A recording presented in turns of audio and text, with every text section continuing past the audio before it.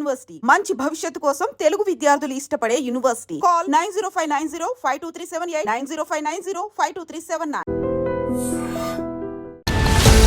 Betting apps గత కొన్ని రోజులుగా అయితే తెలుగు రాష్ట్రాల్లో చర్చనీయాంశంగా మారిపోయింది ఏదైనా ఉంది అంటే బెట్టింగ్ యాప్స్కి సంబంధించి ఒక యుద్ధమే నడుస్తోంది అనుకోవచ్చు. ఎందుకంటే లోకల్ నానికి సంబంధించి ఎప్పుడైతే ఆర్టీసీ ఎండి సజ్జనార్ ఎక్స్ వేదికగా ట్వీట్ చేస్తూ లోకల్ నాని బెట్టింగ్ యాప్స్ని ప్రమోట్ చేయడం ఏంటి, అమాయకుల ప్రాణాలు తీస్తుంది, ఇట్లాంటి యాప్స్ని ప్రమోట్ చేయకూడదు, దీని మీద లీగల్గా యాక్షన్ తీసుకోండి అని ఆయన ట్యాగ్ చేసిన సందర్భంలో అక్కడ ఏపీకి సంబంధించిన పోలీసులు స్పందించడం, లోకల్ నానిని అరెస్ట్ చేయడం, ఆ తర్వాత ఆయన సారీ కూడా చెప్పినటువంటి సిచ్యువేషన్. మళ్ళీ నేను ప్రమోట్ చెయ్యను అనే మాట కూడా చెప్పినా సరే ఆయన మీదైతే కేసు అయితే నమోదైంది. అక్కడి నుంచి స్టార్ట్ అయినటువంటి యుద్ధం ఇప్పుడు తెలంగాణ వరకు వచ్చిన పరిస్థితి కనిపిస్తోంది.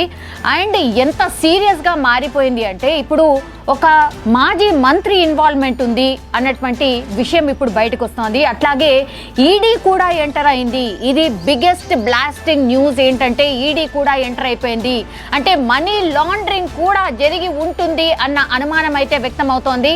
ఈడీ ఎంటర్ అయిన తర్వాత ఈ కేసు ఇంకా కూడా సీరియస్ మలుపు తిరిగే అవకాశం అయితే డెఫినెట్లీ కనిపిస్తోంది. ఇందులో ఒక మాజీ మంత్రి ఇన్వాల్వ్మెంట్ ఉంది.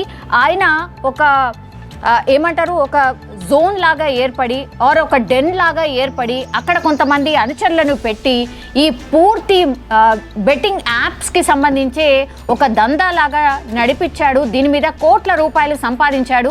ఈ లావాదేవీలు ఎట్లా జరిగాయి ఏంటి అనే దాని మీద పూర్తిగా ఈడీ దృష్టి పెట్టినట్టుగా చెప్తున్నారు. అలాగే పోలీసులు ఇప్పటి వరకు 11 మందికి ఈ ఇన్ఫ్లుయెన్సర్స్ ఎవరైతే ఉన్నారో ఈ ఇన్ఫ్లుయెన్సర్స్కి 11 మందికి నోటీసులు అయితే జారీ చేసిన పరిస్థితి కనిపిస్తోంది. అయితే ఇందులో కేవలం టేస్టీ తేజ మాత్రమే ఆయన వచ్చి ఈ బెట్టింగ్ యాప్స్ ప్రమోషన్ ఏం చేశారు, ఏంటి, ఎంత ముట్టాయి ఏంటి అనే విషయం మాత్రం ఆయన ఒక్కడే క్లియర్ కట్గా పోలీస్ స్టేషన్కి వచ్చి ఎఫ్ఐఆర్ నమోదైన తర్వాత దానికి ఆన్సర్ చేసినటువంటి పరిస్థితి. మిగతా వాళ్ళు మాత్రం మాకు కొంత టైం కావాలి, మాకు కొంత టైం ఇవ్వండి అని చెప్పినట్టుగా చెప్తున్నారు. అట్లాగే ఈ హర్ష సాయి కావచ్చు లేదంటే ఇమ్రాన్ ఎవరైతే వీళ్ళిద్దరు ఉన్నారో వాళ్ళైతే ఆల్రెడీ దుబాయ్ వెళ్ళిపోయినట్టుగా దుబాయ్ పారిపోయినట్టుగా కూడా వార్తలు వస్తున్న పరిస్థితి అయితే కనిపిస్తోంది. సో బెట్టింగ్ యాప్స్ అనేది తీవ్రతరం అయిపోయింది మన తెలుగు రాష్ట్రాల్లో. అమాయకులు చాలామంది ప్రాణాలు కోల్పోయిన తర్వాత ఇన్ని రోజులు గడిచిన తర్వాత అట్లీస్ట్ ఇప్పుడైనా ఒక స్టెప్ అయితే పడింది. బెట్టింగ్ యాప్స్ మీద ఉక్కు పాదం మోపాల్సిందే అని డిసైడ్ అయినట్టు కనిపిస్తోంది. సో ఇందులో ఎవరెవరి ఇన్వాల్వ్మెంట్ ఉంది, పెద్ద స్థాయిలో ఎవరి ఇన్వాల్వ్మెంట్ ఉంది అనే కోణంలో దర్యాప్తు చేస్తున్నప్పుడు కొన్ని విషయాలు బయటకు వచ్చాయి. అవేంటంటే చైనా నుంచి భారీ మొత్తంలో ముడుపులు అందినట్టు ఒక సమాచారం అందుతోంది. ఆ నేత ఎవరైతే ఉన్నారో ఈ ఫామ్ హౌస్ కేంద్రంగా ఇల్లీగల్ బెట్టింగ్ యాప్స్ని పూర్తిగా అక్కడి నుంచే నడిపినట్టుగా కూడా చెప్తున్నారు. ఎక్కడి నుంచి అంటే Shankarpally, Ibrahimpatnam, Shamshabad and Medchal farm house కేంద్రంగా ఈ దందా కూడా పూర్తిగా నడిపినట్టుగా ఒక ఫీలర్ అయితే బయటకు అందుతోంది.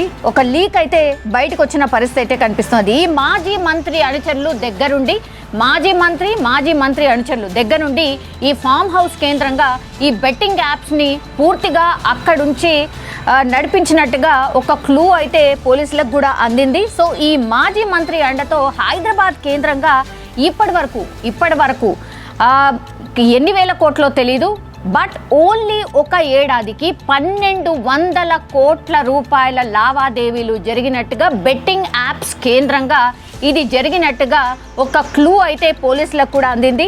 సో ఈ వ్యవహారం బయటకు వచ్చింది కాబట్టే ఇంత పెద్ద మొత్తంలో డబ్బు ఇన్వాల్వ్ అయ్యింది కాబట్టే ఇప్పుడు ఈడీ ఎంటర్ అయినట్టుగా చెప్తున్నారు. ఈ ఎఫ్ఐఆర్ కాపీస్ కావచ్చు, ఈ కేసుకి సంబంధించిన డీటెయిల్స్ పూర్తిగా పోలీసుల ద్వారా తెలుసుకునే ప్రయత్నం కూడా జరుగుతోంది.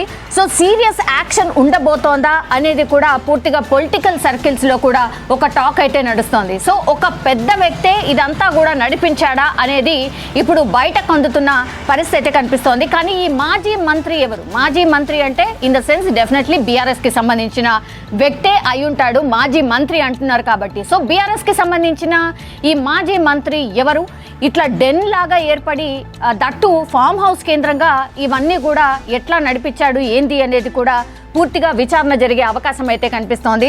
సో ఈ గండం నుంచి ఎలా బయటపడాలా అనేసి ఈ మంత్రి దగ్గర ఉన్నటువంటి అనుచరులు అయితే ఇప్పుడు అప్ స్కాన్ పూర్తిగా అందరి ఫోన్స్ అయితే స్విచ్ ఆఫ్ అయిపోయినట్టుగా కూడా చెప్తూ ఉన్నారు. సో ఈ బెట్టింగ్ యాప్స్ కేసులో ఇప్పటికే పంజాగుట్ట పోలీసులు 11 మందికి నోటీసులు అయితే ఇచ్చారు, దర్యాప్తు కూడా చేస్తున్న పరిస్థితి. సో యాప్స్ని ప్రమోట్ చేసిన కొంతమందిపై అయితే ఇప్పుడు ఆల్రెడీ ప్రత్యేక దృష్టి సారించారు అండ్ విచారణకు హాజరు కావాలని కొందరికి ఆల్రెడీ నోటీసులు కూడా వెళ్ళాయి. అందులో కేవలం నేను ఇంతకుముందు చెప్పినట్టుగా ఓన్లీ టేస్టీ తేజ మాత్రమే వచ్చిండు, మిగతా వాళ్ళకి నోటీసులు ఇచ్చారు. బట్ ఈరోజు రేపు విచారణకు రమ్మన్నారు. మరి ఎంతమంది వస్తారు ఏంటి తెలీదు. వాళ్ళు కూడా ఏమైనా సమయం కోరే అవకాశం ఉందా ఏంటా అనేది కూడా చూడాల్సిందే. సో ఈ క్రమంలోనే పోలీసులు పిలిచినప్పుడు విచారణకు వెళ్తే ఏంటి, వెళ్ళకపోతే ఏంటి అనేది కూడా ఈ ఇన్ఫ్లుయెన్సర్స్ ఎవరైతే ఉన్నారో వాళ్ళు టెన్షన్ పడుతున్న పరిస్థితి కనిపిస్తోంది. సో బెట్టింగ్ యాప్స్ గురించి రకరకాల వార్తలు వస్తున్నాయి కాబట్టి ఈడీ అటువైపు నుంచి కూడా పూర్తిగా దృష్టి సారించింది. ఈడీ కూడా ఎంటర్ అయిపోయిన పరిస్థితి మనకు స్పష్టంగా కనిపిస్తోంది. సో ఈ బెట్టింగ్ యాప్ ప్రమోషన్ చేయాలని వారికి అసలు ఎవరు చెప్పిండ్రు, ప్రమోషన్ చేసినందుకు వీళ్ళకు ముట్టింది ఎంత, ఆన్లైన్ ద్వారా చెల్లింపులు చేసిండ్రా, లేకపోతే బెట్టింగ్ యాప్ మూలాలు అసలు పూర్తిగా గ్రౌండ్ లెవెల్లో ఎక్కడ ఉన్నాయి, అట్లాగే ఇది ఓన్లీ దేశీయంగా ఉందా లేకపోతే చైనా ప్రమేయం ఏమైనా ఇందులో ఉందా అనే దానిపై కూడా పూర్తిగా దర్యాప్తు మొదలు పెట్టినట్టుగా కూడా చెప్తున్నారు. అందుకే ఈడీ కూడా ఎంటర్ అయింది. ఎందుకంటే ఏడాదికి 1200 కోట్ల లావాదేవీలు అంటే మామూలు విషయం కాదు. బెట్టింగ్ యాప్స్ కొన్ని ఏళ్ల నుంచి కూడా ఈ బెట్టింగ్ యాప్స్ ఆడుతున్న పరిస్థితి. సో ఏడాదికి 1200 అంటే ఒక 2-3 ఏళ్ళు తీసుకున్నా సరే దగ్గర ఒక 4000 కోట్ల వరకు లావాదేవీలు జరిగినట్టుగా మనకు అనుకోవచ్చు. సో అందుకే ఇంత పెద్ద మొత్తంలో డబ్బు దాగి ఉంది. అండ్ దట్టు చైనా ద్వారా ఏమైనా ఇదంతా నడుస్తోందా అనేది కూడా ఒక డౌట్ క్రియేట్ అయింది కాబట్టి అందుకే ఈడీ ఎంటర్ అయిపోయింది. సో దేశీయంగా నడుస్తుందా లేకపోతే తెలుగు రాష్ట్రాల్లో మాత్రమే నడుస్తుందా, ఇన్ఫ్లుయెన్సర్స్ ఓన్లీ తెలుగు రాష్ట్రాల వాళ్ళే ఉన్నారా లేకపోతే దేశీయంగా కూడా ఈ ఇన్ఫ్లుయెన్స్ అందరూ కూడా ఇక్కడి నుంచే ఆపరేట్ చేయబడ్డారా, ఇట్లాంటి రకరకాల డౌట్స్ వస్తున్న నేపథ్యంలో ఇప్పుడు మరి ఈడీ ఎవరి మీద కేసులు నమోదు చేయబోతోంది, అట్లాగే ఈడీ ఎంటర్ అయిన తర్వాత ఎలాంటి ప్రొసీజర్ ఉంటుంది, ఈ ఇన్ఫ్లుయెన్సర్స్ ఎవరైతే ఉన్నారో వాళ్ళను కూడా విచారణకు పిలుస్తుందా, ఏదో బెట్టింగ్ యాప్స్ని ప్రమోషన్ వైజ్గా చేసుకుందాం అనుకుంటే ఈడీ కూడా ఎంటర్ అవ్వడం ఏంటి, ఇట్లా ఎఫ్ఐఆర్ నమోదు అవ్వడం ఏంటి అనేది అయితే ఇన్ఫ్లుయెన్సర్స్ చాలామంది టెన్షన్ పడుతున్న పరిస్థితి అయితే మనకు స్పష్టంగా కనిపిస్తోంది. చూడాలి మరి ఈడీ ఎంటర్ అయిన తర్వాత ఈ కేసు ఎలాంటి మలుపు తిరగబోతోంది.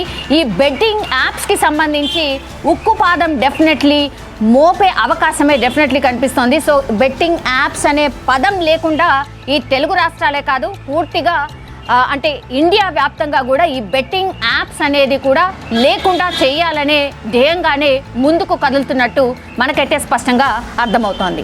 ఈ బెట్టింగ్ యాప్సే కావచ్చు, రమ్మీ అట్లాగే గేమింగ్ యాప్స్ ఇవి కూడా కొంప ముంచుతున్నాయి. బికాజ్ ఆత్మహత్యలకు కారణమవుతున్నాయి. చాలామంది అప్పులు చేసి యువత చాలామంది పెడదవు పడుతున్నారు, చాలామంది చనిపోతున్న పరిస్థితి. అయితే ఇన్ఫ్లుయెన్సర్స్ ఈ టీవీకి సంబంధించిన నటీనటులు 11 మంది మీద కేసు అయితే నమోదు చేసిండ్రు, వాళ్ళ మీద ఎఫ్ఐఆర్ అయితే నమోదు చేసిండ్రు. అక్కడి వరకు బాగానే ఉంది.